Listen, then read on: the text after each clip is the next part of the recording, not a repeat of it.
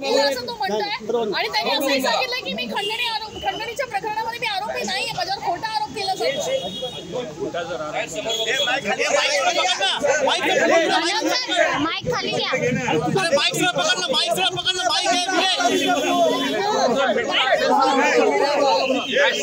महत्वाची गोष्ट म्हणजे ह्याच्यामध्ये दोष नसता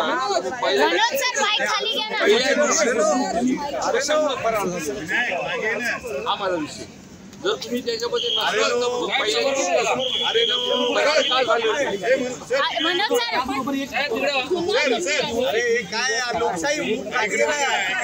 सर माईक खाली घ्या ना।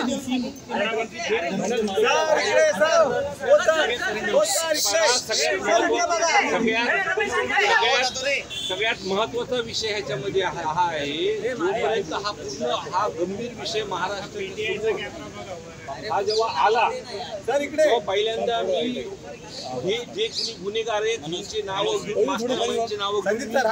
सर्वांसमोर बोललो। सर्व आमदार आमच्या जिल्ह्यातले सर्व पक्षाचे सभागृहामध्ये हे सर्वांनी विषय मांडल्यानंतर हा किती गंभीर विषय हा लक्षात आला। पण सरकार म्हणून जे पण काही पावलं उचलले त्याच्यामध्ये एसपीची बदली झाली। आज सुद्धा सीएम साहेबाला याच विषयावरती मी बोलायला आलो होतो की आज जो काही गुन्ह्यामध्ये त्यातला जे काही सरेंडर झाले आहेत तो खंडणीचा गुन्हा आहे आणि पहिल्या दिवशीपासून काही मागणी करतोय। एकदा खंडणीच्या गुन्ह्यामुळे आपल्याला 302चा गुन्हा हा गुन्हे झालाय, या दोन्ही गुन्ह्यामध्ये कनेक्शन आहे। आज सुद्धा मी सीएम साहेबांना ही मागणी केली की त्यांना ही केस अंडर ट्रायल चालवा आणि दुसरा विषय तो 302 मध्ये कट कारस्थान म्हणून जे कोणी असतील, जे मोबाईलचे सीडीआर असतील हे तपासून आपण त्यांच्यावर कारवाई करा।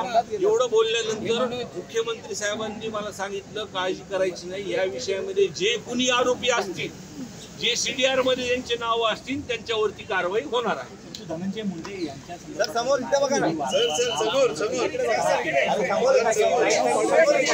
अरे मनोज सर माईक खाली घ्या ना प्लीज, काही दिसत नाहीये।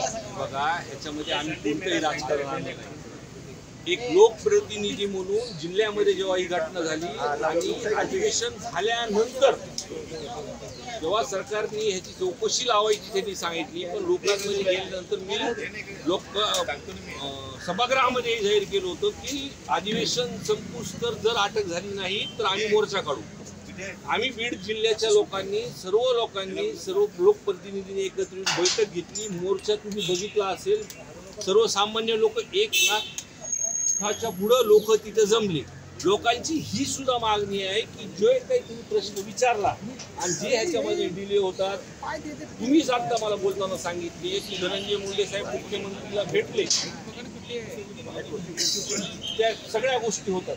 त्याच्यामुळं आमची एक प्रामाणिकपणे मागणी आहे, त्या कुटुंबाची मागणी आहे 3-4 महिने जर हा गुन्हा फास्ट ट्रॅक वरती घेतला आणि जे कोणी गुन्हेगार आहेत ते समोर आणले, तोपर्यंत धनंजय मुंडे साहेबांना राजीनामा द्यायला लावा आणि 3-4 महिन्यानंतर हे झाल्यानंतर परत शपथ घ्या, ही आमची मागणी सुरुवातीपासून आहे। पण वाळवी कराड असं म्हणतात की राजकारण केलं जातं आणि नाव त्यामध्ये टाकलं। बघा हा महाराष्ट्राचा विविध सभागृहामध्ये मी दुसऱ्यांदा आमदार झालो, पहिल्यांदा हा विषय बघितला का एका विषयामध्ये सर्व पक्षाचे लोक होते। म्हणजे भाजपचे सुद्धा आमदार अभिमन्यू पवार, सुरेश अण्णा धस, प्रकाश दादा संदीप सर, विजय पंडित, हे सर्व नमिताताई मुंदडा, हे सर्व अशा खूप आमदार हे सर्व पक्षाचे। अरे पहिल्यांदा सभागृह म्हणजे एक माणुसकीच्या नात्याने संतोष अण्णा देशमुख यांना न्याय भेटण्यासाठी सर्व एकत्र आले। हा विषय कधी बघ ह्याच्यामध्ये काही राजकारण नाही। त्याच्यामुळं आमचा एकच सर्वांचा जो हेतू आहे की जिल्ह्यामध्ये जो वाल्मिक कराडांनी 2 जातीमध्ये जे तेढ निर्माण केले, लोक आज आमच्याकडे अधिकारी जरी एका जिल्ह्यामध्ये आला तर त्याचं नावापेक्षा त्याचं आडनाव काय हे बघतात। आणि माझ्यासारखा आमदार जिथे जातीचे कोणी हे सर्व गोष्टी मानतात, पुरोगामी विचाराचा जिल्हा आहे माझा, मला दुसऱ्यांदा लोकांनी निवडून दिला आहे। खूप काही लोक हे जे काही गोष्टी करतात ते आता अटक झाल्यानंतर सगळ्या गोष्टी आपल्या तपासामध्ये प्रामाणिकपणे तपास केला तर सगळ्या गोष्टी आपल्या समोर होतील।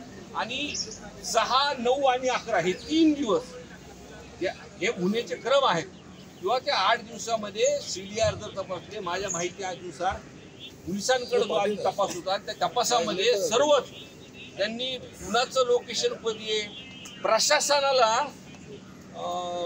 ही केस थांबवण्यासाठी किंवा चौकशी थांबवण्यासाठी केस दाखल न होण्यासाठी कधी किती वाजता फोन आले हे सुद्धा प्रशासनाकडे आहे. पण पूर्णपणे मोकळेपणाने जर त्यांना तपास करण्यात दिला जसं मुख्यमंत्री साहेबांनी सांगितलं तर या मागचे मास्टर माइंड सुद्धा समोर सगळे येतील एवढंच आहे.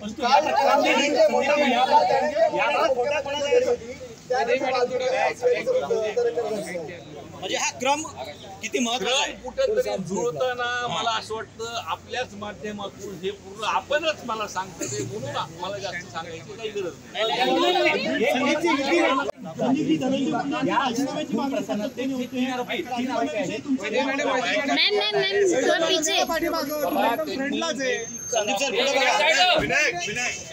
नैतिकता दाखवून जे 28 तारखेला सर्व जातीपातीचे लोक जे बीड जिल्ह्यामध्ये जो मोर्चा झाला आपल्या सर्व इलेक्ट्रॉनिक मीडियाने तो कव्हर केला. कुणालाही गाडी न देता तिथं लोक स्वतःहून आले की हे कुठेतरी थांबलं पाहिजे. माझी अशी आमच्या सर्वांची इच्छा आहे धनंजय मुंडे साहेबांनी नैतिकता त्यांची दाखवावी. जिल्ह्यामधली लोकांची इच्छा आहे त्यांनी हा तपास फास्ट ट्रॅकवर घेऊन त्यांनी राजीनामा द्यावा. पण मुख्यमंत्री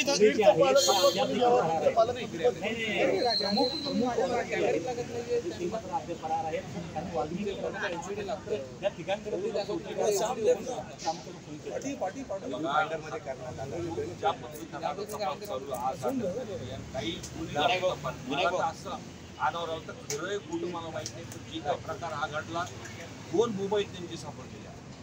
या 2 मोबाईल मध्ये सगळे CCTV आहे आणि सर्व घटनाक्रमचे व्हिडिओ सुद्धा आहेत.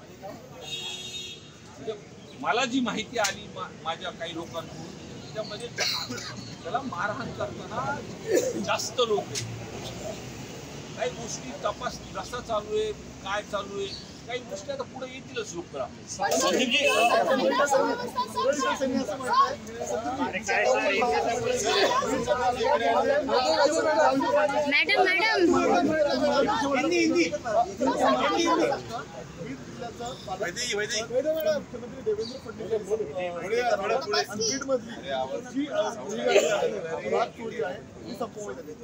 बघा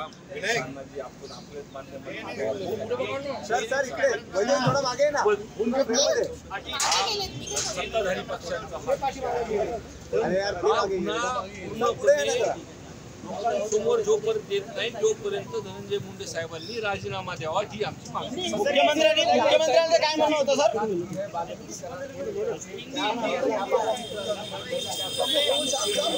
7 से मैंने आज मुझसे बात की मैंने उनको ही कहा कि आज जो आपने सभागृह में हम सभी ने जो बात की उस पर आपने कहा उसके बाद में उसमें SP वहाँ पर नए SP साहब आए 2-4 जो भी उन्होंने चार्ज देने के बाद 2 नंबर जो धंधे थे वो बंद हो गए. कुछ लोग अटक हो गए.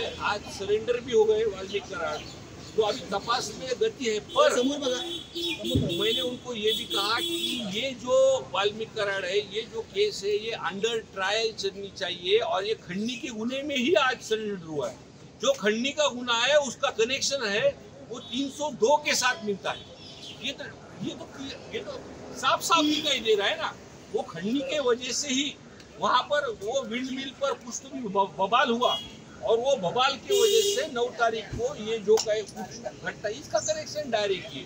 तो आज भी हमने उनसे बात करते टाइम बोला कि 302 में उनको कट कर जो भी CDR जो भी निकलेंगे और वो CDR में और भी कोई लोग जिन्होंने जो पुलिस प्रशासन को रोकने की ये कोशिश की इतने दिन से उनको भगा कर रखा इतने दिन से उनको अटक नहीं होने दी उनके भी लोग वहाँ पे लोग सामने आएंगे. अगर ये CDR अगर देखेंगे 6, 9 और 11 और वो 8 दिन का विषय ये खुली किताब हो जाएगी. तब बोलने की उन्होंने मुझे आश्वासन दिया कि उसका जो भी उसके पीछे गुनेगार होंगे उसको सजा बिल्कुल मिलेगी. संदीप जी थोड़ा पुढे मुळात जवळपास एक मुळात अभी कितने बार बोलूं मैं पहले दिन से बोल रहा हूँ. मैंने पहले दिन से जो भी मास्टरमाइंड है उसका नाम खुली तरह से बोला, और मेरी नहीं, जो भी आप बोल रहे 20-22 दिनों के बाद ये जो अटक हुई उसमें कहाँ से कहा जो भी मंत्री पद मिला है उसका वो छत्र छाया जो मिल रही है,